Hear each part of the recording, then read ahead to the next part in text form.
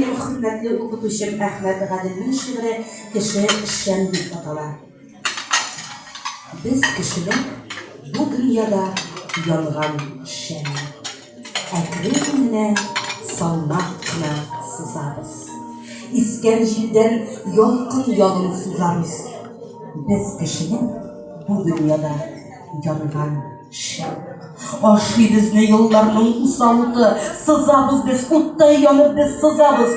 Карлы, бозлы, сазлы юллар узабыз. Якты йолдыз булырга тырышабыз. Әллә ләкин без нәни гади бер шәм. Без кешеләр бу дөньяда гади шәм.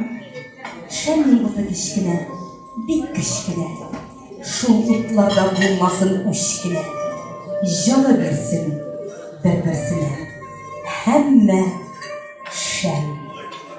Менә безне татарларны менә шушы кечкенә генә шәмгә калдырырга җыеналар. Әмма ләкин без бер-беребезгә җылы биреп, учак булып яныйк кызлар.